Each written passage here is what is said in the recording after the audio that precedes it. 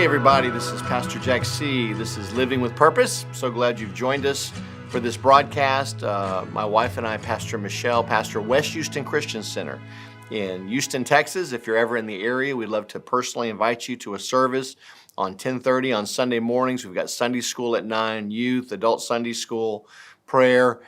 We have a great time of worship and word, and really our goal is that we're just endeavoring to follow after Christ. That is our vision.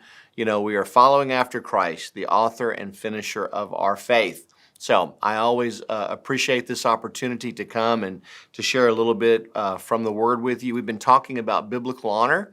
And last week, as you know, we talked a little bit about honor and promotion. And we kind of showed how both David and Ruth were both submitted to somebody. You know, David was submitted to his father, Ruth submitted to her mother-in-law, and how they were just busy about their father's business, that they were faithful in the good times. They were faithful in the bad times, and they stuck and did what they were, what was asked of them. But I want you to notice is that other people saw them, and it was when other people saw them that it brought the promotion, that neither Ruth nor David had to promote themselves. They didn't have to hand out resumes. They didn't have to make sure they were always in the right place at the right time so that they could get seen. They didn't push themselves to the front of the line so that maybe somebody could see them one day. No, both of them were just being faithful in what they were called to do. And I wrote this down a while back, and it's still true today. But basically, your faithfulness in the earth is your resume in the spirit. And if you're looking for biblical promotion, if you're looking to get ahead, then you have to be faithful where you are. And we made the statement last week that anybody that God has ever used was doing something when they found them. And, you know, God called Moses after he had been a shepherd for 40 years. And God called David, who was a shepherd. And Jesus called fishermen. He went down to where they were actually working, and that's where he chose his disciples. Matthew was a tax collector. Paul was just being a zealot, but at least he was working. He was doing something for God, and even though it was wrong, he looks for pieces that are moving, that are already being faithful in an area. And so if you want biblical promotion, then you need to look at what's at hand to do and be faithful in whatever God has called you to do. Now, there were the first three kings of Israel were all very, very, very different. You had Saul, you had David, and you had Solomon. And I want you to notice that both Saul and Solomon had the kingdom given to them. That's very, very important. While David, he had to work for the kingdom. Therefore, David's kingdom was probably, while it was not to the size and grandeur of what Solomon's was, but at least there was a beginning and an end. You know, both Saul and both Solomon were given this wonderful kingdom, but neither one of them could hold on to it. And I really kind of want us to focus on both Saul and David, because you see David get promoted, David becomes king, and there's something that David did, and we're going to hit this point hard today and maybe next week too. But what David did was, let's look at 1 Samuel chapter 18, verse 5. 1 Samuel chapter 18, beginning in verse 5. And I'm going to read out of the Amplified. And it says, "And David went out wherever Saul sent him, and he prospered and behaved himself wisely. And Saul set him over the men of war, and it was satisfactory both to the people and to Saul's servants." That word "to act wisely" means that David, to be wise, to understand, to be instructed, to be prudent and intelligent. Now listen to this, it's a little wordy, but it is to behave wisely is the complex, intelligent thinking process that occurs when one observes, ponders, reasons, learns, and reaches a conclusion. David did not just fly off the handle. David was calculated in his thinking. David would surmise a situation or a battle, and he understood it because he studied it. Now, 3 times in the Bible, in 1 Samuel 18:5, 1 Samuel 18:14. It says once again in 1 Samuel 18:14, it says, David acted wisely in all his ways and succeeded, and the Lord was with him. So there's 2 times. And then if you look at 1 Samuel 18:30, it says, Then the Philistine princes came out to battle, and when they did so, David had more success and behaved himself more wisely than all of Saul's servants, so that his name was very dear and highly esteemed. And we're going to get into those 3 verses a little bit more. But what I first want you to notice is that 3 times in one chapter, the Bible says that David behaved himself wisely. What we talked about last week, and the 2 big ingredients to promotion, to biblical honor, and even to great faith is the word is the word submission and humility. If you will have those 2 traits actively working in your life, you're always going to be in a place for promotion, and you're always going to be in a place of great faith where you can believe God. How did David behave himself wisely? He submitted and did what Saul told him to do. David, who was rightly the king of Israel, even when Saul was at his worst, even when Saul was chasing David all over the countryside in Israel, in the mountains, in the wilderness, and I reread that this morning. I mean, there were a lot of people that died, innocent lives. An entire 85 priests were massacred because Saul envied David so much, because David truly was now the anointed king, and Saul had lost that anointing. I want you to see that David was faithful, but he submitted himself to Saul, and he would not even touch the Lord's anointed. So you've got David, who both operated in submission and humility. Trust. Well, how do we know he operated in humility? Because it said all the people loved him and all of Saul's servants loved him. No one likes somebody that's prideful. Nobody likes somebody that's a braggart. Nobody likes somebody that, was always right and always number one and can't handle being second and always has to be first.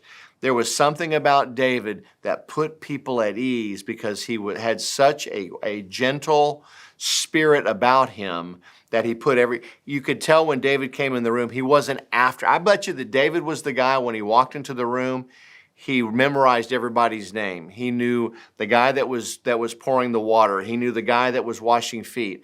And I guarantee you that David was one of those guys that connected with each one of those people on a personal level, that treated them with honor and dignity.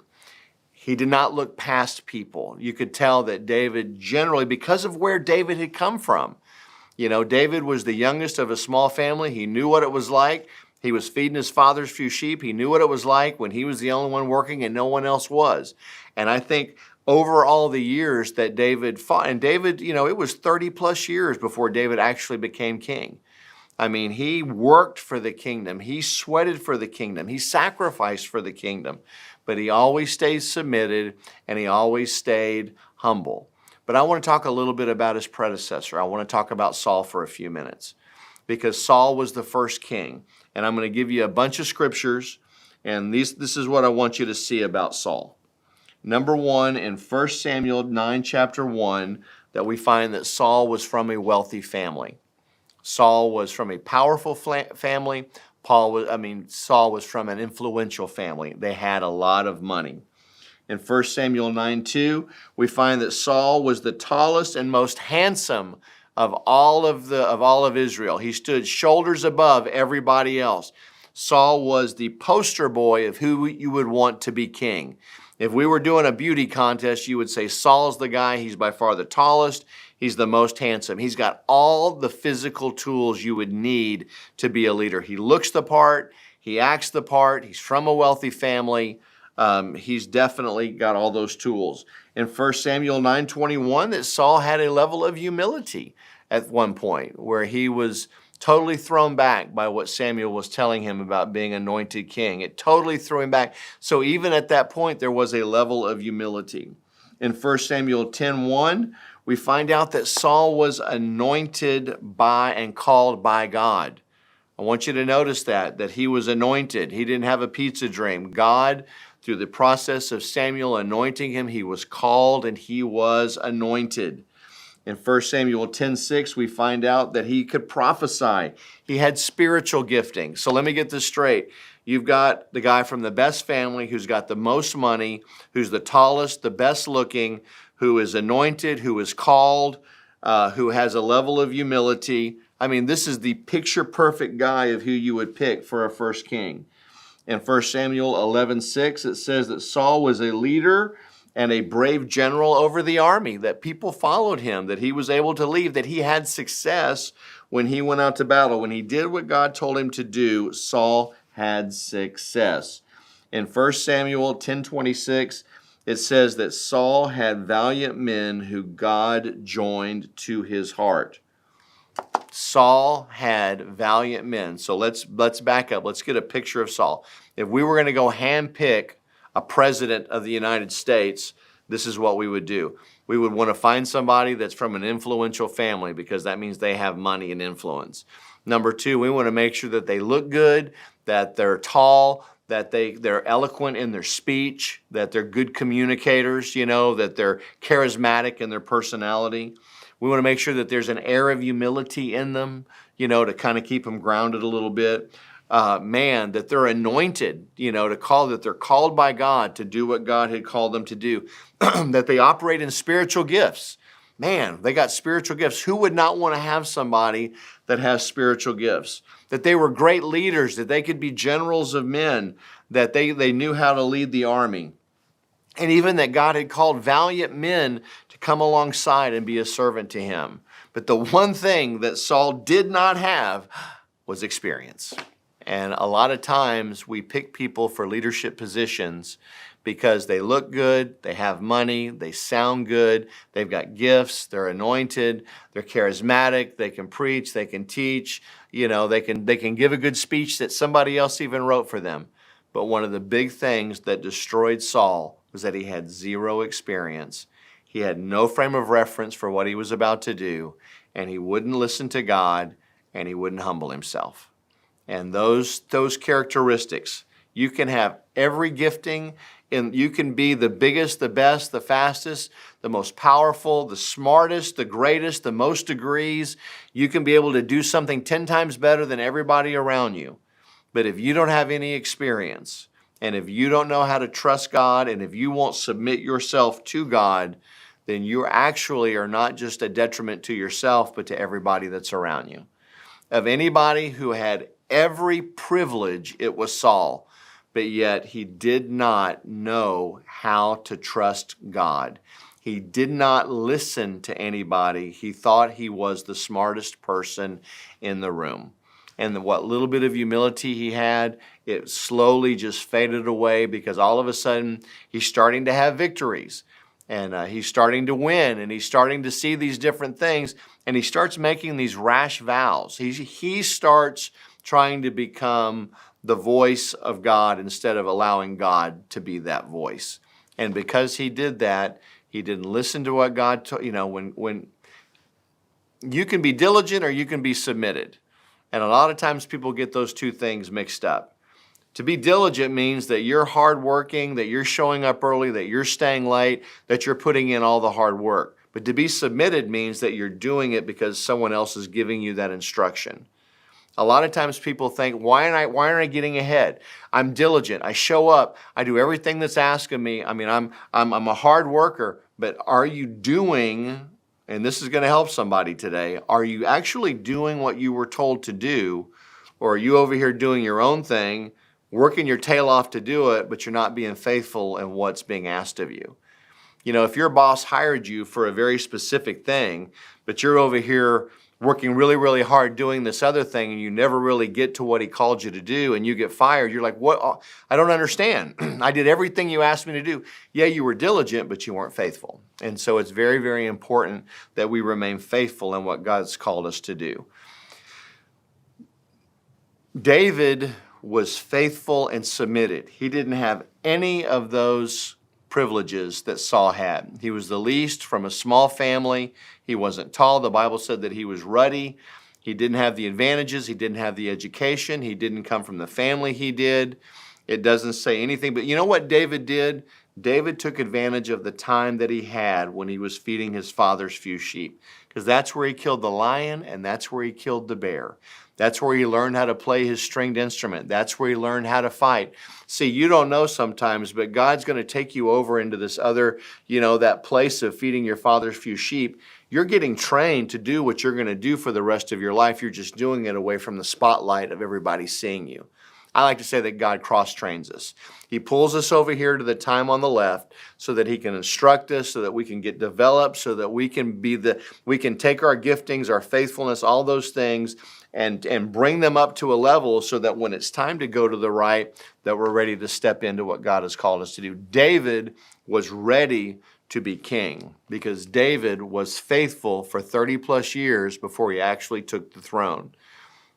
The throne was given to Saul, and he only lasted a few years because he didn't have any experience and because he was not submitted to God and he didn't have humility. It even says towards the end of Saul's life that even after he had messed up, when Samuel goes to look for him, it says, and Saul went and built himself a monument. He got so prideful. He got so lifted up by his own countenance. He got so lifted up by it's almost like what Satan did. I will ascend on high. I will do all these things. Saul began to be, I will do all those things. And ultimately, it cost him his life. So, we're going to continue this next week. This is Pastor Jack C. Jesus is Lord.